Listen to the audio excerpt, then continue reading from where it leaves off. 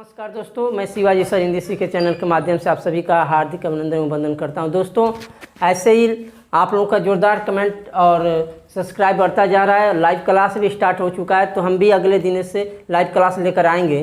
तो सबसे पहले आज का जो हमारा टॉपिक होगा दोस्तों, आज तक आपने संविधान का भाग 5 पढ़ा, जो अनुच्छेद 51 से अनुच्छेद 52 से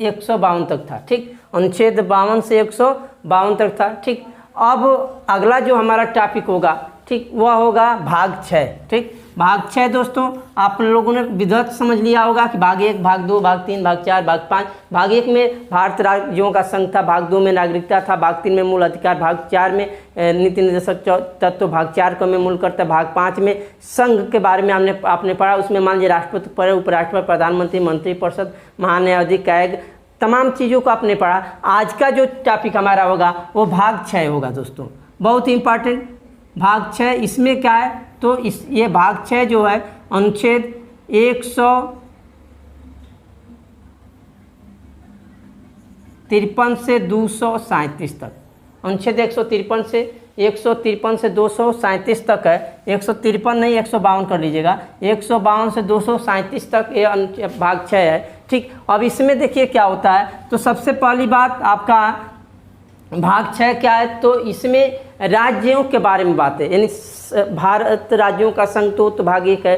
भाग 5 में संघ था। भाग 6 में क्या है कि भारत का राज्य संघ, यानी भाग 6 में क्या है, भारत का राज्य संघ। यानी कहने का मतलब इसमें 29 जो वर्तमान में मान लीजिए आपके 28 राज्य हैं, उसके बाद आपके केंद्र शासित प्रदेश है, तो उन सब का शासन व्यवस्था, वहाँ की शासन व्यवस्था कैसी होनी चाहिए, कौन वहाँ का देख रेख शासन व्यवस्था करेगा, इन सब चीज़ों के बारे में बताया गया है दोस्तों। ठीक, चलिए दोस्तों, अनुच्छेद जो 152 है वह यह कहता है, ये राज्य की परिभाषा को व्यक्त करता है, यानी राज्य क्या होता है उसकी परिभाषा को ये व्यक्त करता है। तो हमने पिछले वीडियो में भाग 1 में सब चीज़ों को बताया, वहाँ जाकर देखेंगे तो बहुत ही आसान से आप समझ लेंगे। चलिए, तो आपका ये भाग 6 है। भाग 6 क्या है, राज्य संघ।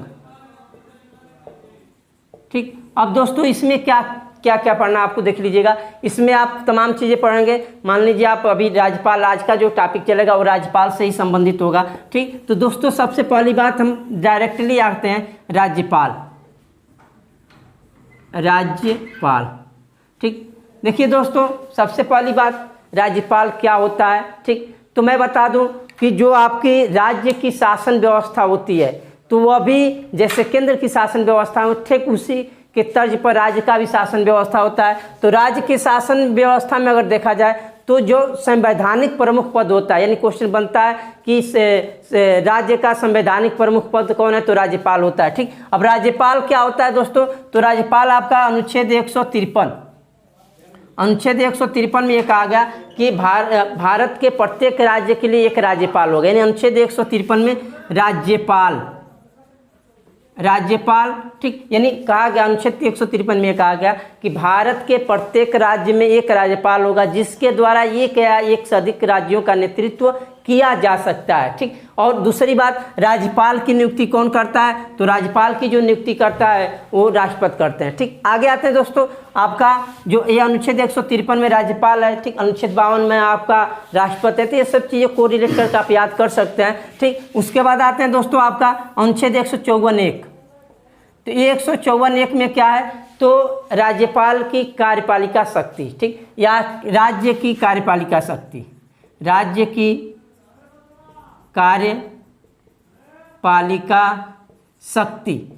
ठीक, देखिए दोस्तों, राज्य की कार्यपालिका शक्ति, इसमें 154(1) में कहा गया कि राज्य की कार्यपालिका शक्ति किस में निहित होगी, तो राज्यपाल में। राज्य की कार्यपालिका शक्ति जो निहित होती है किस में होती है, राज्यपाल में होती है। बहुत ही शानदार क्वेश्चन। जैसे मान लीजिए केंद्र की कार्यपालिका शक्ति राष्ट्रपति में निहित होती है, ठीक उसी तरह अनुच्छेद 154(1) में कहा गया कि राज्य की कार्यपालिका शक्ति किस में निहित होती है, तो राज्यपाल में होती है। ठीक, अनुच्छेद 154(1) में कहा गया। ठीक, आगे आते हैं दोस्तों, राज्यपाल का जो आपका 155 अनुच्छेद 155 में यह है कि राज्यपाल की नियुक्ति, ठीक ना, राज्यपाल की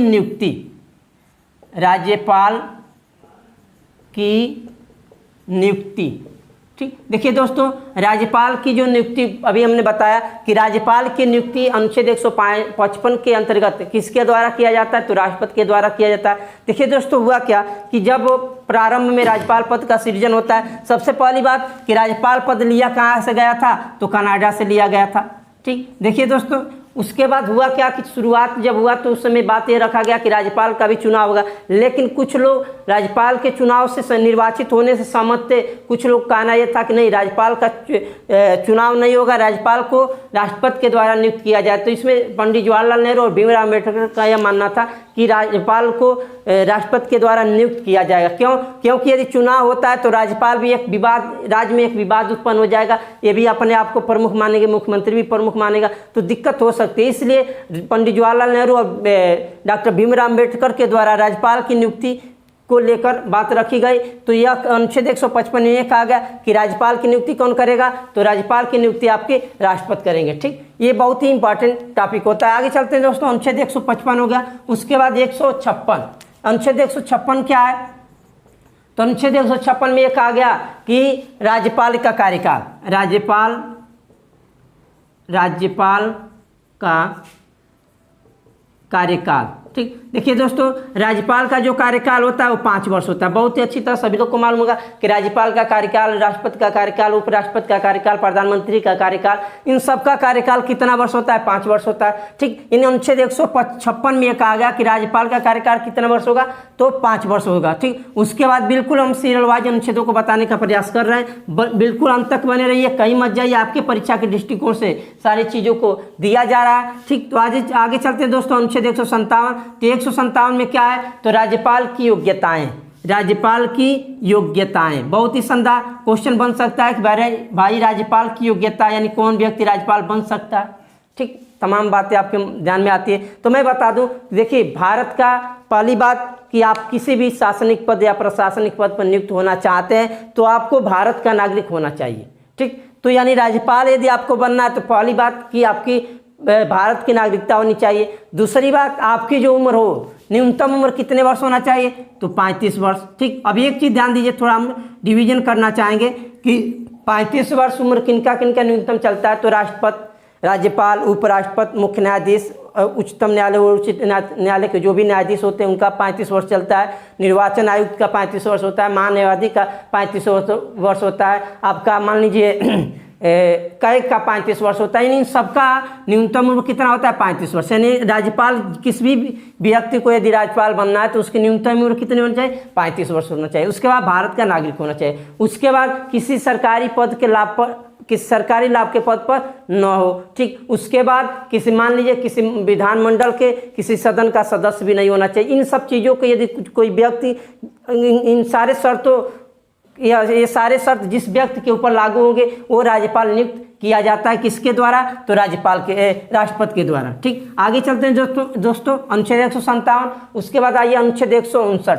159 में क्या कहा गया, तो ये अनुच्छेद 159 में राज्यपाल की शपथ। ठीक, यानी राज्यपाल को शपथ कौन दिलाएगा। ठीक, देखिए दोस्तों, आपको बहुत ही साधारण भाषा में जानते हो कि राष्ट्रपति को शपथ कौन दिलाता है, तो सर्वोच्च न्यायालय का मुख्य न्यायाधीश दिलाता है। ठीक, राष्ट्रपति को शपथ दिलाने का कार्य सर्वोच्च न्यायालय का मुख्य न्यायाधीश करता है, लेकिन राज्यपाल को शपथ दिलाने का कार्य कौन करेगा, तो हाई कोर्ट का जो मुख्य न्यायाधीश होंगे, मुख्य न्यायाधीश। ठीक, यानी हाई कोर्ट के मुख्य न्यायाधीश के द्वारा राज्यपाल को शपथ दिलाया जाता है। ठीक, जबकि राष्ट्रपति को सर्वोच्च न्यायालय के मुख्य न्यायाधीश के द्वारा। ठीक, ये थोड़ा कन्फ्यूजन पॉइंट हो सकता है, लेकिन समझ लीजिए क्यों, क्योंकि राज्य में जो प्रमुख पद होता है या राज्य का प्रथम नागरिक होता है वो राज्यपाल होता है। ठीक, केंद्र या पूरे देश का जो प्रथम नागरिक होता है वो राष्ट्रपति होता है। तो मान लीजिए सर्वोच्च न्यायालय आपके भारत का सबसे बड़ा न्यायालय है। ठीक, तो उसके न्यायालय का जो मुख्य न्यायाधीश होगा वो राष्ट्रपति की नियुक्ति शपथ दिलाता है, और राज्य में जो हाई कोर्ट या उच्च न्यायालय होते हैं उसके जो मुख्य न्यायाधीश होते हैं वो राज्यपाल को शपथ दिलाते हैं। ठीक, ये अनुच्छेद 159 में कहा गया, बिल्कुल आसान भाषा में। ठीक, आगे चलते हैं दोस्तों, अनुच्छेद 161।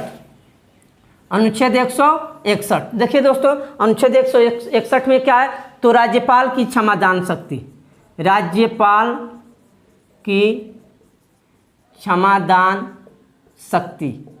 ठीक। तो राज्यपाल की क्षमादान शक्ति अनुच्छेद 161 में है। ठीक। अब एक चीज़ और ध्यान दीजिएगा कि राष्ट्रपति की क्षमादान शक्ति अनुच्छेद कितना में है, तो 72 में है।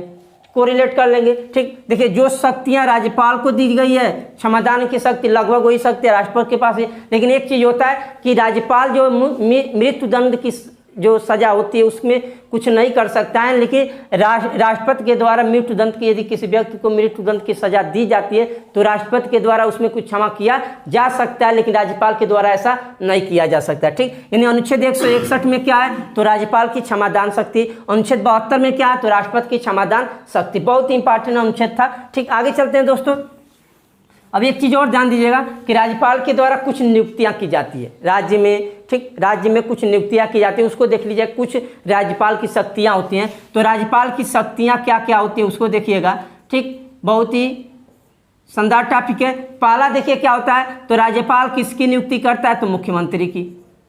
यानी बहुत ही शानदार क्वेश्चन बन सकता है कि मुख्यमंत्री की नियुक्ति कौन करता है, तो मुख्यमंत्री की नियुक्ति राज्यपाल करता है। और ये कहा गया अनुच्छेद 164(1) में, यानी कहने का मतलब है अनुच्छेद 164(1) में कहा गया कि मुख्यमंत्री की नियुक्ति कौन करेगा, तो राज्यपाल करेगा। पहला कार्य है शक्ति है। दूसरा यह है कि मान लीजिए राज्य संघ लोक सेवा आयोग राज्य संघ लोक सेवा आयोग के अध्यक्ष एवं सदस्यों की नियुक्ति कौन करता है, तो राज्यपाल करता है। उसके बाद राज्य निर्वाचन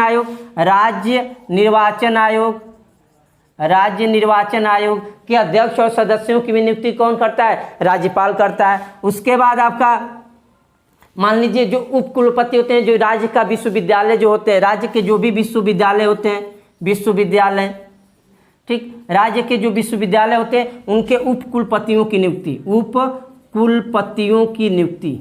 ठीक, उप कुलपतियों की नियुक्ति कौन करता है, तो राज्यपाल करता है। तो ये सब चीज़ें, ये शक्तियाँ दी गई है राज्यपाल को। ठीक। यानी बहुत ही शानदार क्वेश्चन बनता है यहाँ से। ठीक। उसके बाद मान लीजिए आप एक चीज़ और ध्यान दीजिएगा कि राज्यपाल जो होता है वो विश्वविद्यालय का कुलपति होता है। ठीक ना, ये बहुत ही शानदार क्वेश्चन बनता है। आगे चलते हैं दोस्तों। यानी ये शक्ति रहा राज्यपाल का। ठीक। और राज्यपाल आपका संवैधानिक रूप से राज्य का प्रथम नागरिक होता है। जैसे राष्ट्रपति भारत का है, उसी तरह राज्य का प्रथम नागरिक कौन होता है, तो राज्यपाल होता है। आगे आते हैं जो दोस्तों, राज्यपाल का पद कहाँ से लिया गया, कनाडा से लिया गया, अभी बताया हमने। ठीक। आगे देखिए अनुच्छेद 213, ये बहुत शानदार क्वेश्चन होता है। तो अध्यादेश शक्ति,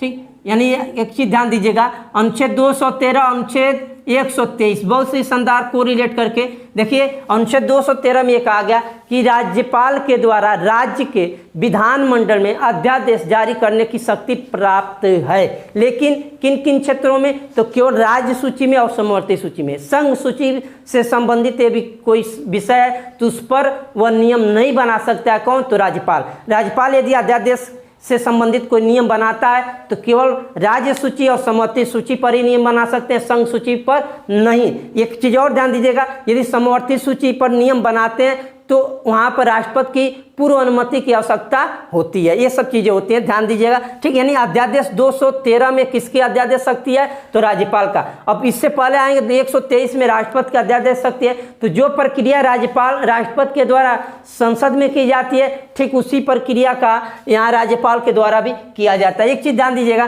कि अध्यादेश की न्यूनतम समय सीमा कितना होता है, तो 6 सप्ताह। 6 सप्ताह तक अध्यादेश का न्यूनतम समय सीमा होता है। ठीक। और राष्ट्रपति के द्वारा भी जो अध्यादेश जारी किया जाता है उसका भी यही, यानी दोनों का समय सीमा न्यूनतम जो होता है 6 सप्ताह होता है। ठीक। आगे चलते हैं दोस्तों, एक चीज़ और ध्यान दीजिएगा, यानी अनुच्छेद 213 में यह कहा गया कि राज्यपाल के द्वारा अध्यादेश जारी किया जाता है। ठीक। तो एक चीज़ बहुत ही इंपॉर्टेंट क्वेश्चन और बताना चाहेंगे कि देखिए कुछ कन्फ्यूजन भरे क्वेश्चन होते हैं। जैसे मान लीजिए आपकी